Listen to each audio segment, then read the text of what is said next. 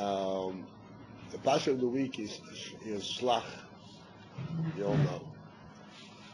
And it talks about the Meraglim, spies, that Moshe Rabbeinu sent to spy out Eretz Yisrael.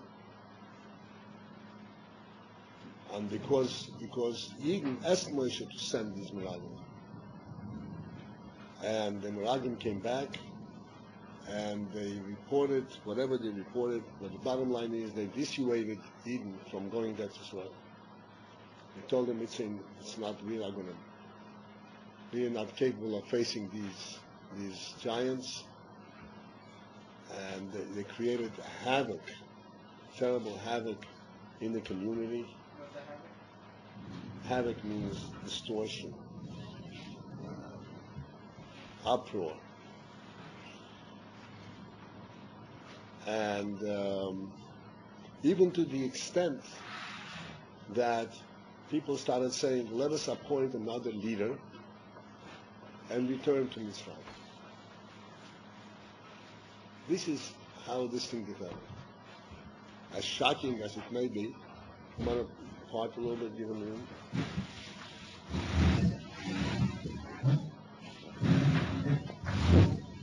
But this is what happened.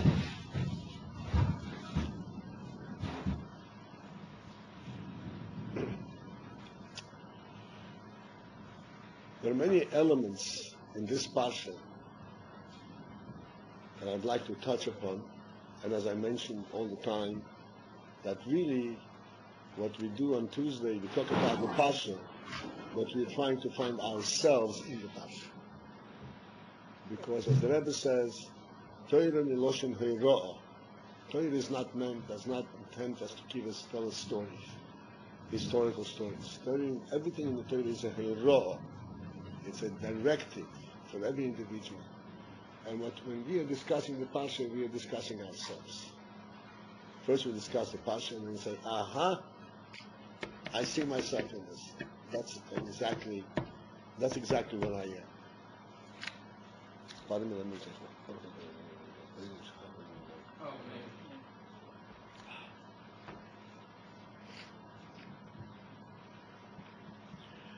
Now, when we read the Pasha first, we know that Moshe Rabbeinu selected the people. Moshe Rabbeinu, Moshe sent them. Moreover, Moshe asked Hashem whether he should send them. And Hashem said, Shlach l'cha, send them. Except there's one caveat, one qualifier in there. L'cha. You do it because you feel necessary, even are pressing you, they're demanding it, so you can do it. Not that I'm sending them, I'm not sending them. Because as far as I'm concerned, I already told them that the soil is yours, there's no need to send any more. It's an interesting thing that's brought down in the Gemara. Rashi brings it down.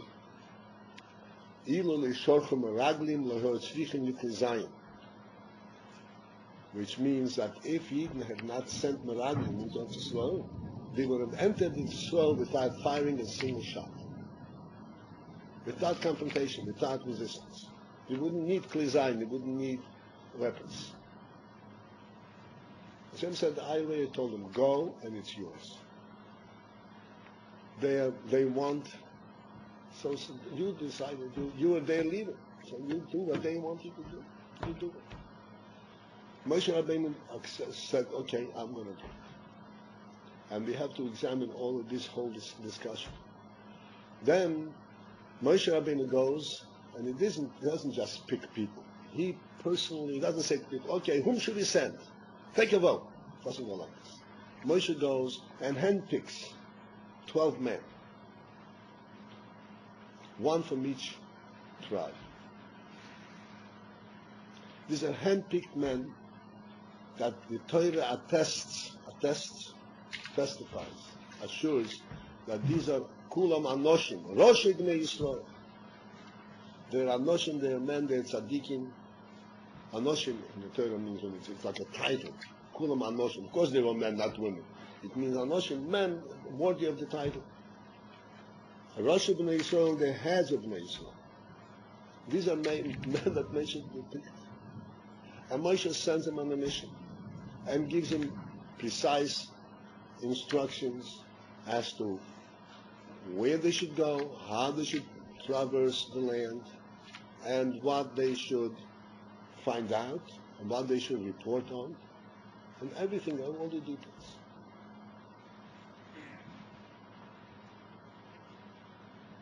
Superficially, as we are reading the Pasha, it appears that the men went and they fulfilled their mission. They went to Eretz Yisrael, they traversed, they crossed the land, lengthwise and widthwise.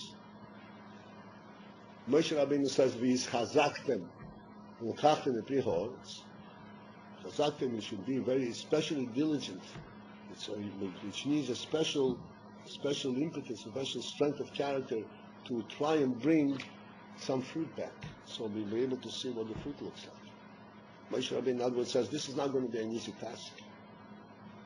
To pick a fruit from someplace and bring it across, it's not going to be easy. You're going to put yourselves in danger. See if you can do it. And they did it. They took a bunch of grapes, and actually it describes this bunch of grapes was like it's a bunch by those measurements, a bunch, but really it was like a load, a truck full. 8 people had to carry this bunch, and one fig,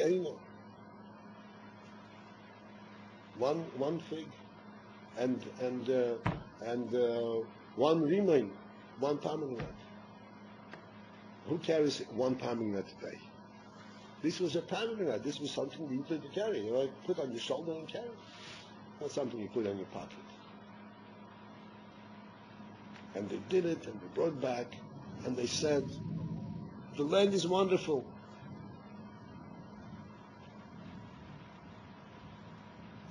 It's really blessed, a blessed land. It flows with milk and honey. And here is the fruit. Here's a testify that this is a good land. With me? But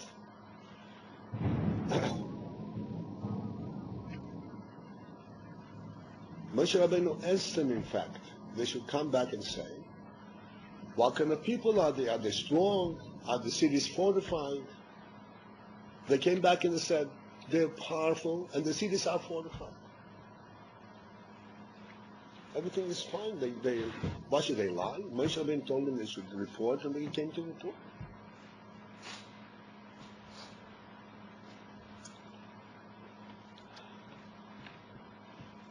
There's one extra step that they took that destroyed the whole thing, that destroyed the whole mission. What was it? They said, we can't face this. We can't go. Moshe Rabbeinu did not send them to find out whether or not we can face them. The whole mission was not to verify, well, Hashem said you can go and conquer the land. Let's verify whether or not we can conquer them. That wasn't the mission. The mission was, for sure, Hashem said we can conquer them, we can conquer them. And the mission was, how do we approach it? What is the best way to approach the land? Like Rashi says, right in the beginning, when Moshe Rabbeinu is instructing, he says, as haderech asher na'alebo, the path that you should take. How should we approach it? There's ha'orim asher novei aleichem, the cities that we should attack. Tchila the prash. At first, how should we break through the land, break through the barriers of the land? How should we approach it? That was the question, not whether or not we should go.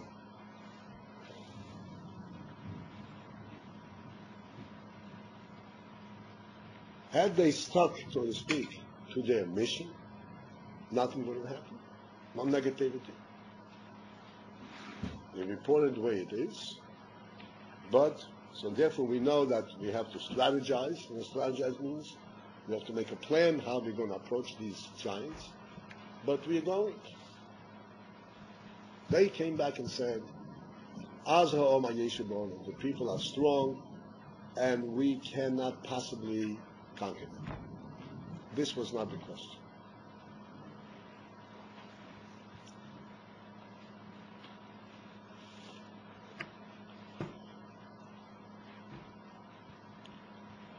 So what is this overall tell us?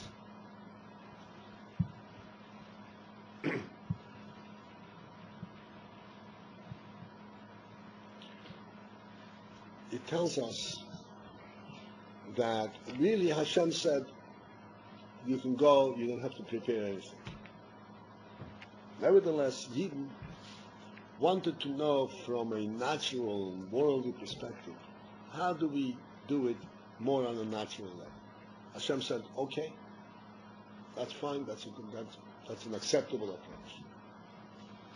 Provided that what you're trying to verify is how to do it, not whether to do it. This is a big, big difference, a big principle in leadership. It's a big principle in our personal path in life. Whether or not you should do it is not a question. Whatever task Hashem has assigned to us is a task for us to do.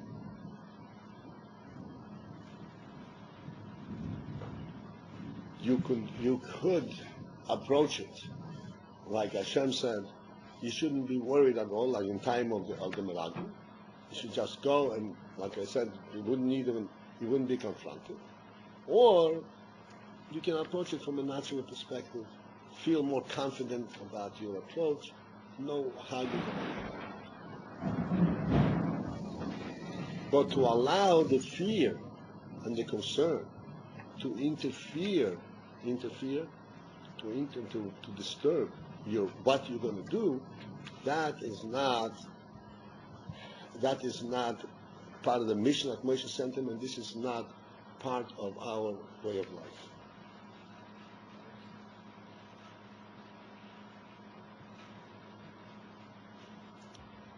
We spoke the other day by Matan Torah on Shavuos time that on Matan Torah it says on Matan Torah there was Hashem had eliminated, taken away the border, the boundary between the upper and the lower, the holy, the godliness and the moralness. And he said, Matan Torah breached that gap, and Hashem came down on the mountain, and He also provided us with the ability to rise up from bottom up. This is what happened at Matan Torah. Now, at Matan Torah, this was only the beginning. It didn't permeate the world and change the whole world, but it gave us the ability, the koichos. Matan Torah provided us with these special godly abilities to work in the world and to transform the world. The task is enormous, big, very difficult, very, very big task. Every one of us knows that we have to face our own little world. Every Yid is a world. You have a Yetzer Tov, Yetzer Hara. You have your friend, the Yetzer Tov. You have your enemy, the Yetzer Hara. And we have the constant balance. So it's not something that comes easy. It's not something that happens automatically. You really have to work on it. But the victory is assured. The important thing is never to doubt whether or not we should face it. That is not a question. Every day we have to re-examine and say, okay, what's the strategy for today? How do I approach this? What am I going to do? But that it has to be done is absolutely without doubt. And that the success is guaranteed is also absolutely without doubt.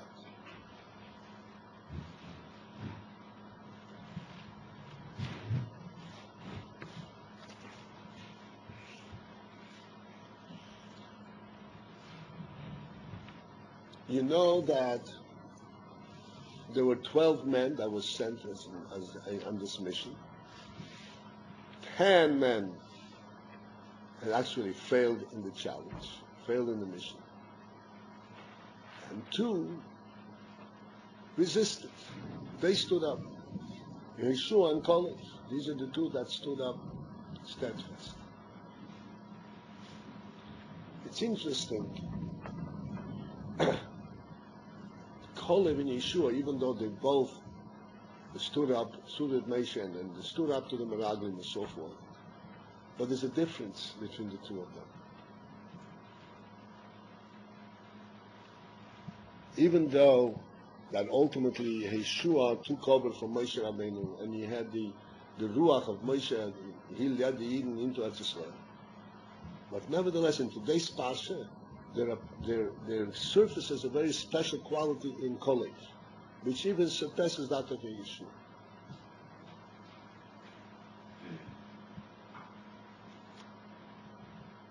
By Yeshua it says, "Vayikra Moshe lo Heshea binuni Yeshua." Right? You learned that. Heshea binun was one of the shluchim, and when Moshe chose him to be shliach, Vayikra Moshe lo Heshea binuni Yeshua. Moshe changed his name. His name originally was Hosea, and he changed his name to Yeshua. And Rashi says that what was the implication in this change of name? The implication was that Moshe Rabbeinu was praying for Yeshua.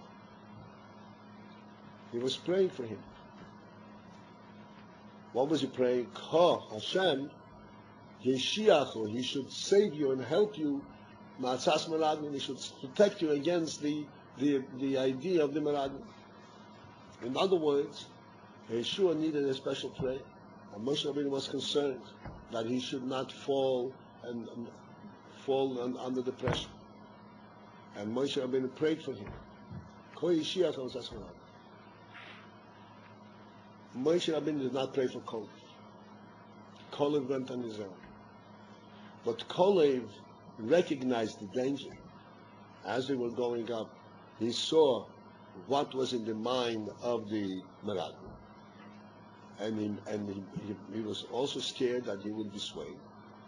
And he went, as Rashi says, he went to Hebron, he went to Me'oraz HaMachpelah to pray that he should come out whole from this whole mission. He should not be disturbed. In other words, the difference between Caleb and Yeshua over here is that Yeshua got his inspiration and strength from above, from Moshe's prayer.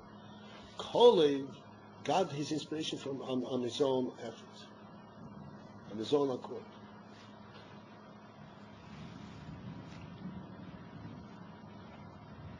Having identified this, then we go back into the Parsha and we see an interesting thing.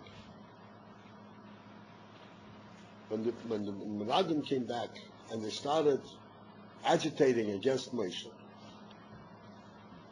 and as we said, there was havoc, there was a tumult, everybody was screaming and crying and rebelling and so forth. Caleb got up and he quieted everybody. He quieted everybody. And he got an opportunity to speak to all the people, including the Meraglim, including all the people. He got up there and spoke.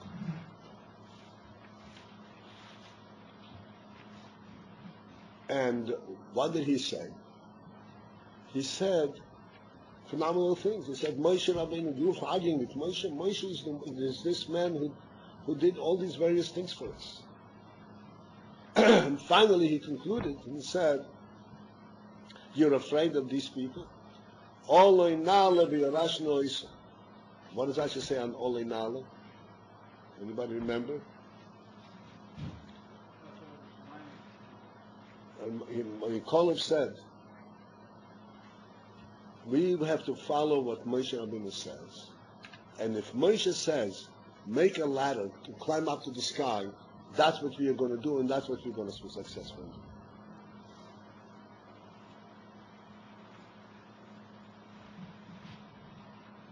And when he was speaking, even though he was saying things which are contrary to the Numeragum, and all the people were upset, and they weren't swayed, they weren't convinced by Kodesh, but they didn't react, they didn't stone him, they didn't kill him, they listened to him. Later on it says in the Pasha that Yeshua and Caleb spoke together to the people. And they said, don't rebel against Hashem, do what you have to do. We can be successful. Don't be afraid. And then it says in the Pasha, the people said, we're ready to stone them. Ready to stone them, to kill them. So this is a phenomenal thing. Here Caleb was saying even bigger things. We'll go up to the sky if Moshe Rabbeinu says. Nobody is stoned. And Yeshua was with him, and they started saying, "Oh, let's stone them." What's the implication here? The implication is like this. Caleb, as we said before, he acquired his strength and his clarity of vision through his own efforts. He worked on himself, and he found internal strength. He worked it out in himself. It's called in Chassidus melamato lemaila, which means from bottom up. He knew he was challenged, and he was looking, and he worked it out. When you work things out from bottom up, then it permeates. You find a listening ear by everyone, because you find the right spot. People hear, "Oh, you're for real. You really worked it out." I don't agree with you, perhaps, but I can't really negate you. I can't get angry at you. You're for real. If you have an inspiration coming from above, so you're saying beautiful things, wonderful things, and very inspiring, but you're not in my world. You don't understand how I feel.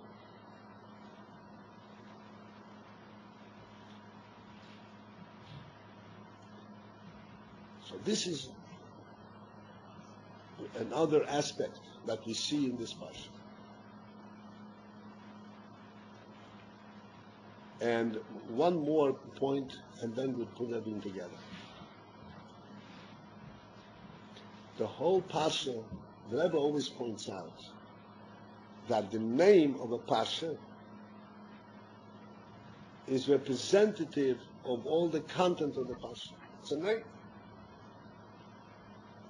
How is the word Shlach l'cho anoshim, how is that represented in the whole parsha? The parsha has many things besides the meraglim. It has many mitzvahs in the parsha. How is everything fit, so to speak, in this concept of Shlach l'cho anoshim? And the explanation is that Shlach l'cho anoshim, Yeshua says, Knan, as we said before, this was instigated by the people. This didn't come from Hashem, didn't come from Moshe. It was instigated by the people. Where they said, Hashem said we should go, fine, but nevertheless we want to also prepare ourselves in our own way, bottom up.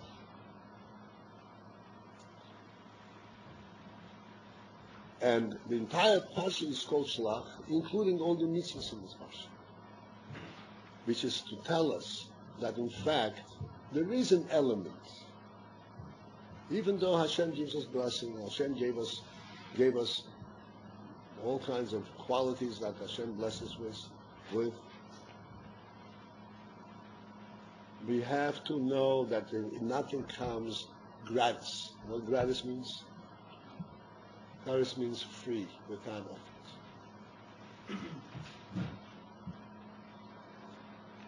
effort. In order to have something real, it has to start bottom up.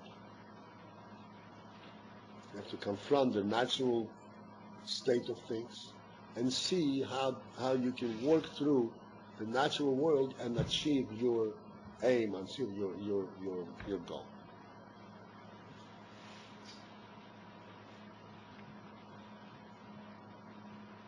This is in fact what was mentioned before.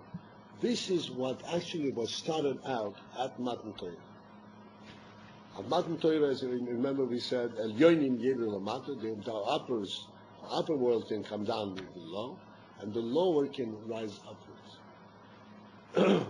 The principle of the lower rising upwards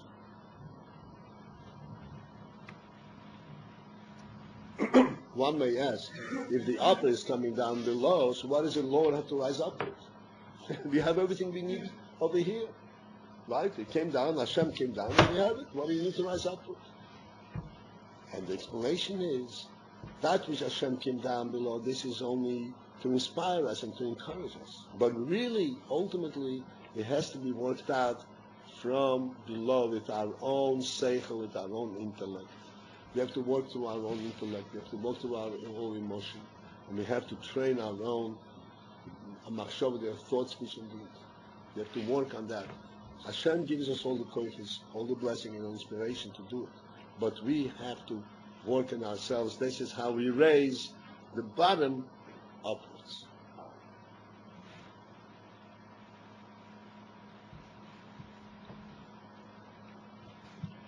Having said all that,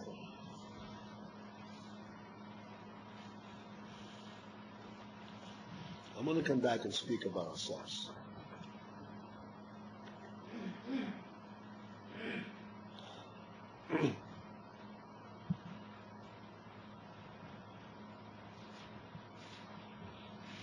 Really, it's a phenomenal thing that occurred at Matan Torah. The Gemara says that really a person should learn Torah lishma. You know what lishma means? Purely for the sake of learning Torah, doing a mitzvah of learning, to coming close to Hashem. What if a person is not up to that madrig, and he's learning Torah in order to become a scholar, in order to get a nice position, in order to get covered, whatever it may be? So he shouldn't learn Torah? He's contaminating Torah? So the Gemara says no, he should learn Torah. Even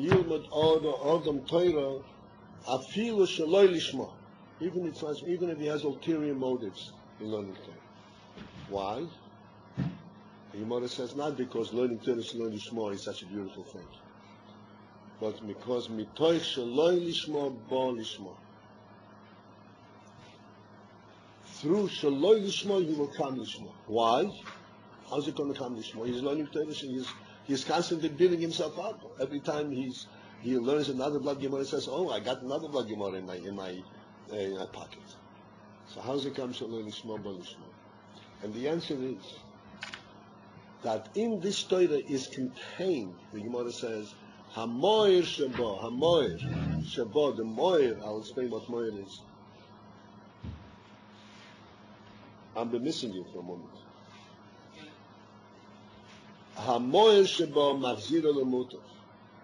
Moir, the Moir that's inside the Torah, contained in the Torah, Machzira Lemutov, this will bring him back to the good side. What does Mo'ir mean? Normally we say oir. You heard the term oir, right? Meir mitzvah v'toira oir. Torah is oir. Oir means it brightens up, it shines, it tells you things about how to live. It sheds light on the world, sheds light on your life. It gives you a bright and a meaningful life. What does Mo'ir mean? Hamoyer shebo mazir lemutov.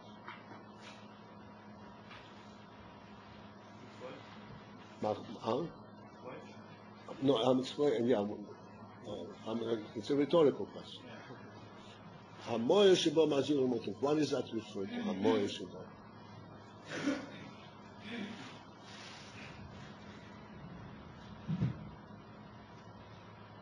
This is a phenomenal in the Torah is actually contained not only the oil, But Omoyer means the source of the light. Like you have the sun and the light of the sun. We have the sun itself. We have Hashem himself in the Torah. As it says, on Onoichi, Hashem Elokecha, Onoichi means, did you hear this? They say, Anon Nafshik Sovis Yehovas. Onoichi is an acronym of the 4 words. The Gemara says, Anon Nafshik Sovis Yehovas. I, Anon means I. Hashem says, I. Nafshi, myself, Sovis have written out, Yehovas, and I gave myself away. In the Torah there is contained Hashem himself. Now, I'm not going to leave it hanging in the air. I'm going to explain to you what that means.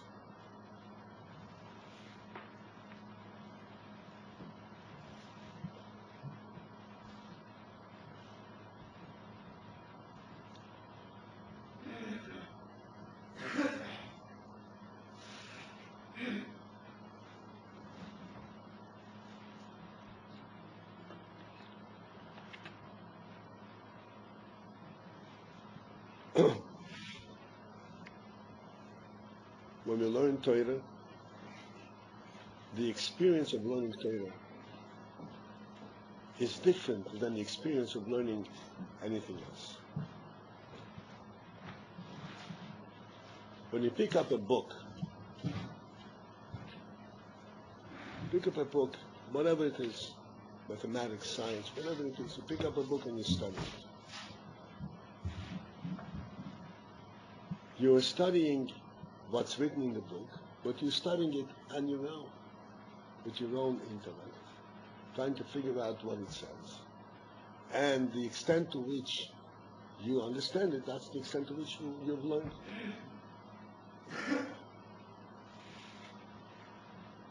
You are the one who is essentially teaching yourself, except you use the book to help you teach yourself.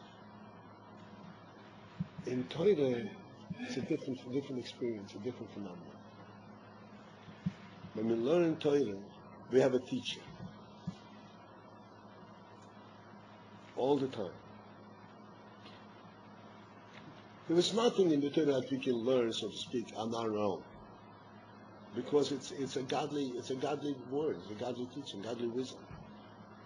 Godly wisdom you can't draw it on your own. Like you learn mathematics. You're teaching yourself. Who is the teacher of the Torah? The giver of the Torah. The experience of learning Torah is that you actually recognize that Hashem is constantly telling us this story. We're not learning it on the basis of what I can understand, the basis of what Hashem is telling us.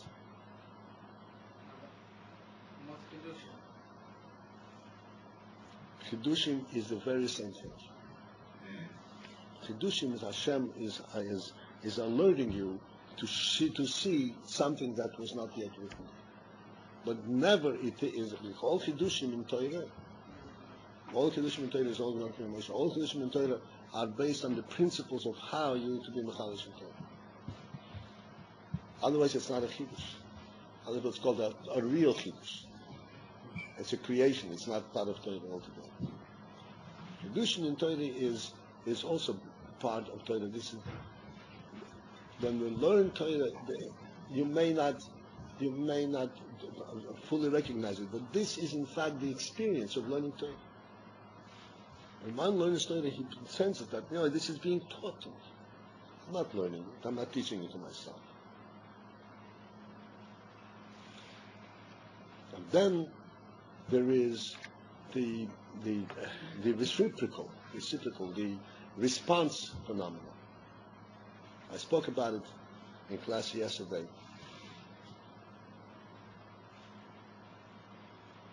That when one studies mathematics, you walked out. You were there. I was there. During the whole discussion, I think you walked out in a minute. All right, so I'll say directly to those who weren't there.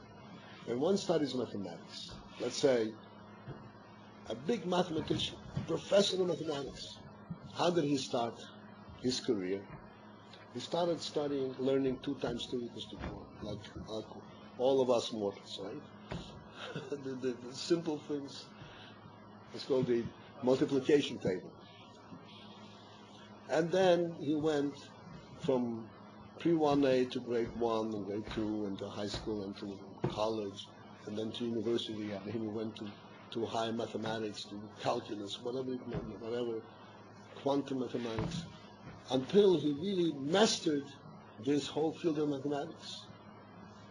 And he became a mathematician, a professor. And when you start comparing the level of his mathematical understanding at this time, after he reached this pinnacle, compare it to where he started from, he says, wow, what a gap. It's a different world. Here he was struggling with a mathematical table, and all of a sudden he's a mathematician of the highest caliber. Right? It's a miracle. It's not a miracle. It's not a miracle at all. It's a normal, natural progression. From 2 times 2 equals to 4, you learn that 4 times 4 is 16, and you continue on, and you can go to more complex formulas and so forth, until you study, as you said, quantum mathematics. And there's no miracle whatsoever. It's all based on the same principles. And if you develop your understanding of mathematics, you understand these more intricate principles. And the proof of that is, it's an interesting thing. Think about this, right? He's a human being who spent decades to develop his skill of mathematics. So you would see now he's a different human being. He's not a different human being. Because all the formulas and all the principles of mathematics can be fed into a computer, and a computer can do it faster and more accurately than a human being. A computer doesn't become a human being, didn't get on a neshama, a nefesh, but he can do all of these same calculations.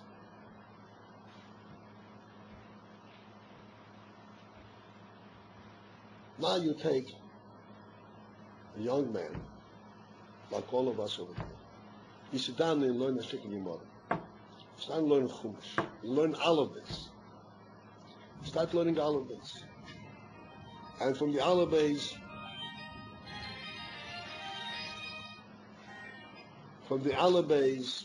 you go to learn Kometz Aleph.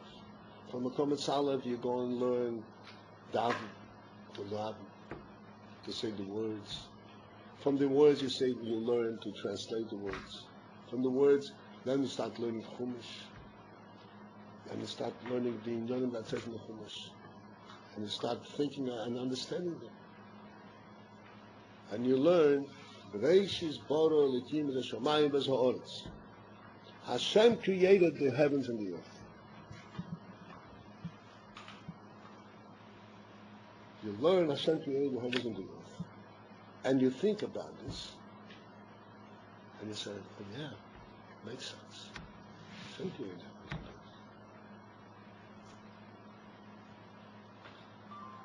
This is a miracle. This is not a natural progression. It's not the same mind, the same logic that taught you the Aleph, or 2 times 2 equals to 4. It's a different mind. It's a different inspiration, it's a different spirit. To understand and recognize that Hashem created the heavens and the earth, and to relate to that takes a spirit, that takes a neshama. That's a miracle, that's a pele.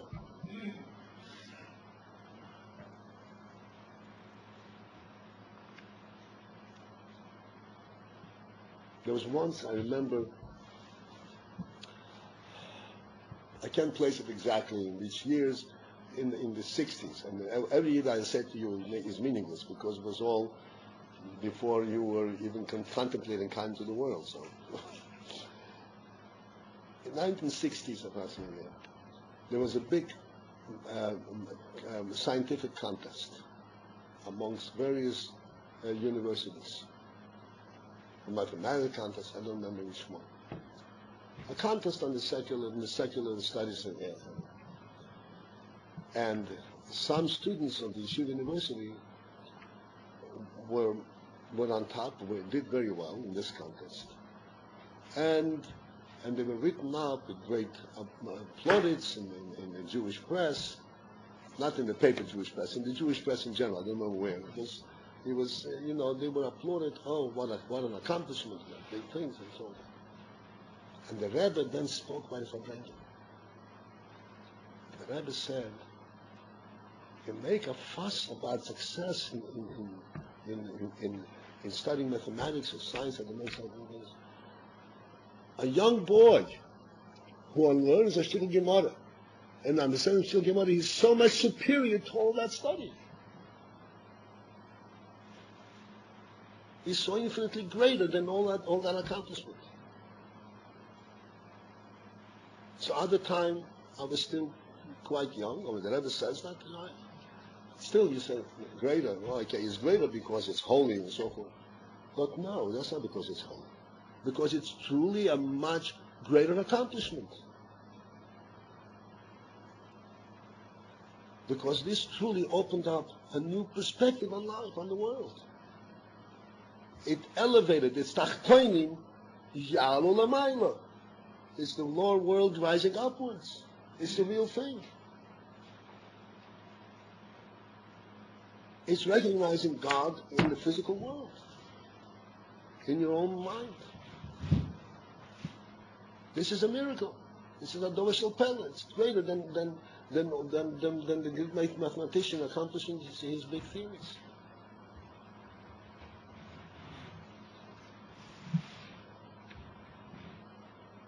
How is it accomplished then? It's accomplished by learning, starting from bottom up. You learn Bereshis Boro Ekim Shemayim B'Zohar, you translate it, you think about it, you learn Chassidus, and then it opens up your mind, opens up your heart, and opens up your soul.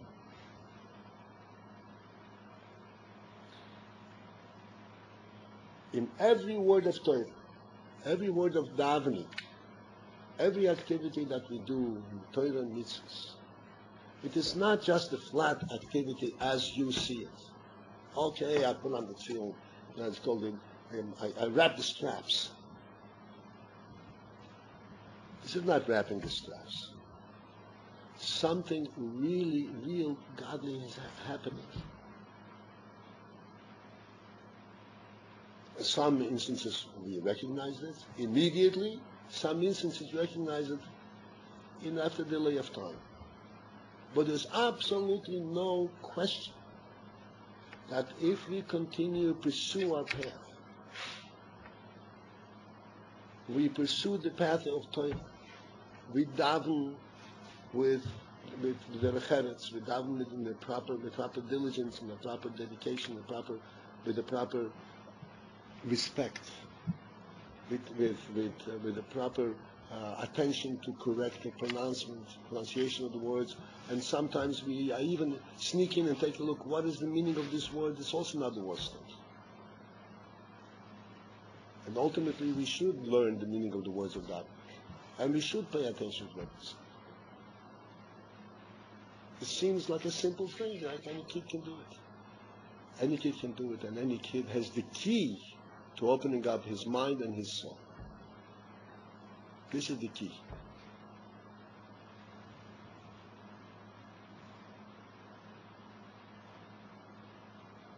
This is what the Pasha is saying. Shlach l'cho, this Pasha is called Shlach l'cho Anosh, which means do it to a natural path. He even came to me and said, do you want to do it to a natural path? You want to know how this is going to happen. The Meraglim misled them, that's something else. But the mission itself was a natural mission. Hashem didn't participate, but Hashem wasn't against it. He says, if they want to do this way, okay, let it be this way.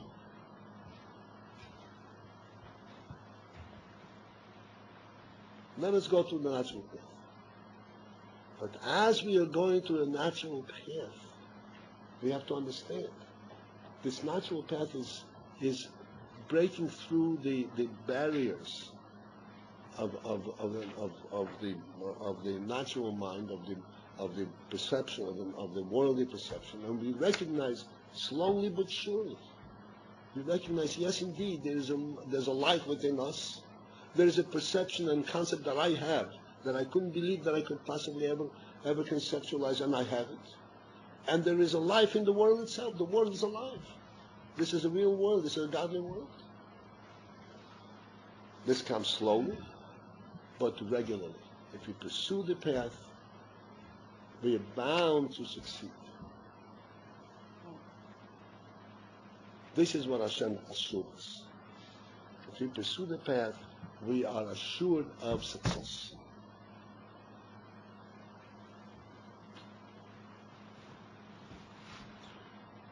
So to speak, translating this in the most practical and straight out form to us here. I know young people, you're not always inspired to get up in the morning, not only inspired to daven properly, always inspired to say the Moed Anu, to say the Krishma, to say the Shemoneh Esrei, and it's tedious and it's just saying words. And then it comes to mitzvahs, and it comes to learning and all that. Everything is a struggle. Everything is Shlach. I have to struggle with everything. And there's Amalek on the way, and there is Kdanim on the way, and there are all kinds of insects on the way that distort my path. On the other hand, it seemed to me, I go in the world and I'll enjoy the fruit of the world. I'll become a mathematician. You can be a mathematician and not have accomplished bringing out life and experiencing real life, and you can be a simple Yid and have a real experience of life, a real happiness, real meaningful godly life. And I don't mean godly life on some higher level. Here, lemato. But everything that you do is significant. Everything you do is with impetus and with inspiration, and every time that you do something, it's greater impetus with greater life.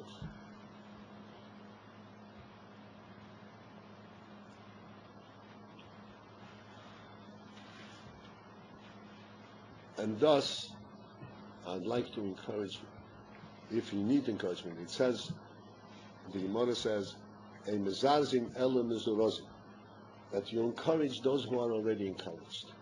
In other words, those who are sleeping, you can't encourage. You can encourage those who are alert and awake, and you need everybody can use additional assurance, additional encouragement, additional inspiration. I want to encourage you to know that nothing is lost.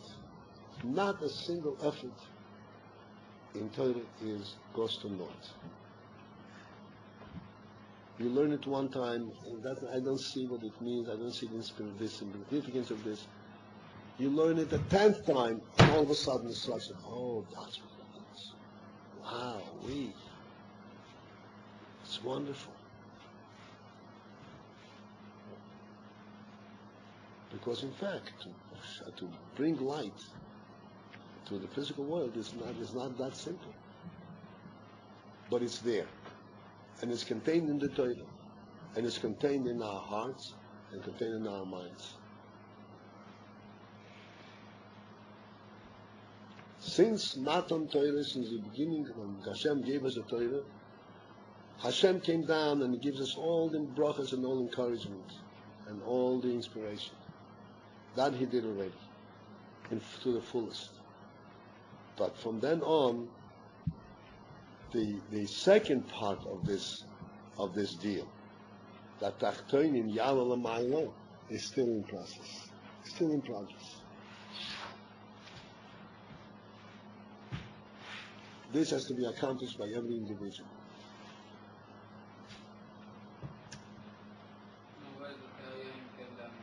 I'm sorry? Where is it that the Elyonim came down here? When was that? Yeah, the Torah That's right. And in the Torah, the Ibn brought, I said, the Ibn brought himself into it. The Gemara says, "Kol hakoyre v'shoyna hakodesh baruch hu koyre v'shoyna kned." When a person, a Yid, learns Torah, Hashem is learning Torah with him. The Gemara says. And as I explained before, and anyone who is sensitive, is attentive to the way we learn, will see that in fact this is how we learn. So what is the Torah telling us? What is Hashem telling us?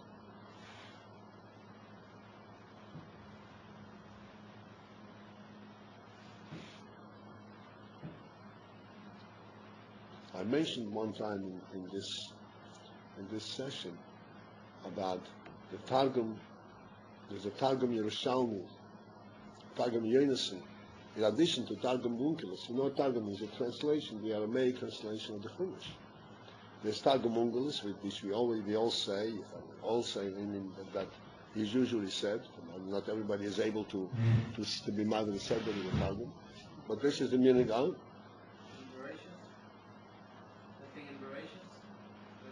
B'chuch Masah. No, yes, that's also, but I mentioned. So, if you look in the Targum, as a matter of fact, if you bring me the Chumash Shmois from the Targum,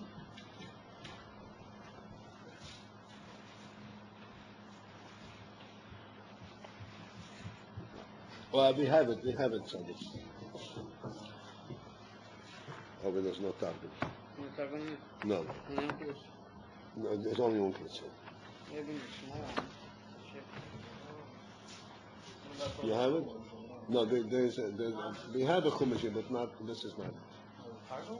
Yeah, the Targum Yerushalmi and Targum Yonason. Do you want also? No, it doesn't.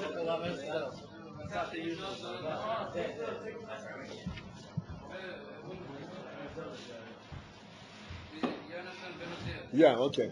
Yeah, that's all right. Thank you very much. All right.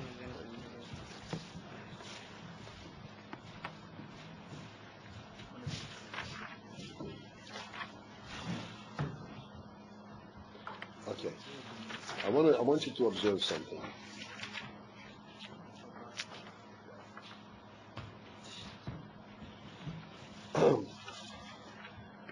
I'll send it around, okay?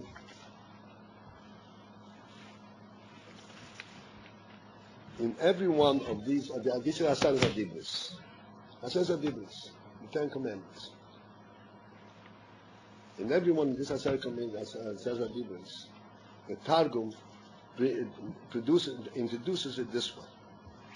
Hashem said, Ami b'nei Yisrael, my nation b'nei Yisrael. Anu Hashem Elokeichem, I'm your God. Second one.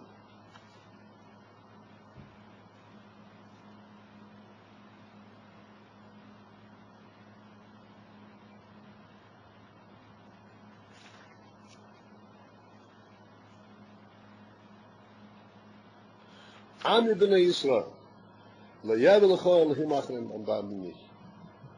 Ami b'nei Yisrael, my nation b'nei Yisrael, you should not have other gods. Every one of these. Does my nation everyone? Yeah, in every one of these. Ami b'nei Yisrael. Now, but these are not laws that are stated, so to speak, in some kind of an objective in no man's land. This is the Torah is speaking. Yebesh is speaking to us. And this is how it is on a continuous basis. And this is why the Gemara says, the Hashem who is present in the Torah and who is teaching it to us as we are learning, He will help us to break through all the barriers and reveal our own emunah, reveal our own soul.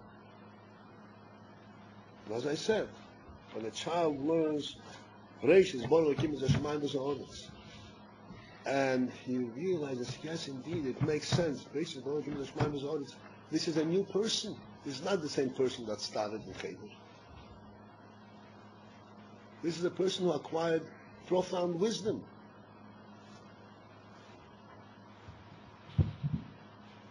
His whole life has changed. His whole perspective on the world changed.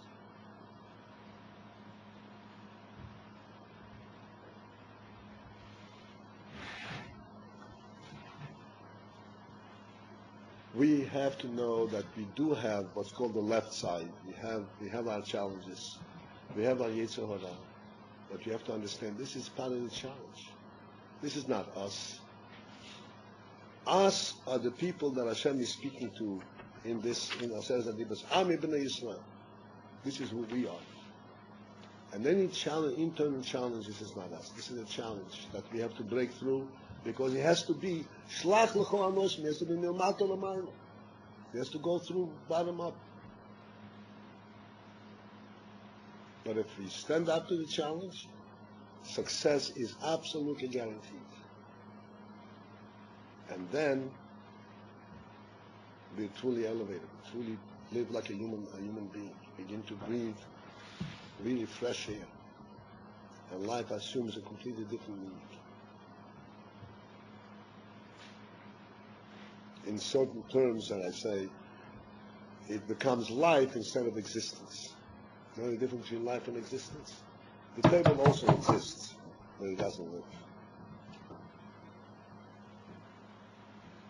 Everything but a Yid is at the level of existence. They are part of the world. A Yid has the opportunity to also live. To live with the sense of his neshama, the sense of a godly meaning in life, of godly inspiration, godly spirit. Real life. And that we accomplish every time with a little, one more posuk, one more translation, one more insight. This is how it goes. Maybe should give you inspiration and strength to overcome all internal, external challenges, and help you to follow this path of the Torah and come in contact with the Moya, with the teacher, with the real teacher. To recognize that there's a real teacher, these are real things. This is not just a challenge, this is a source of life. Shlach.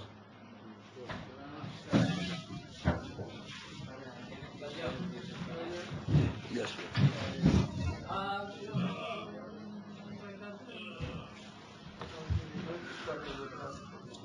Want to put this?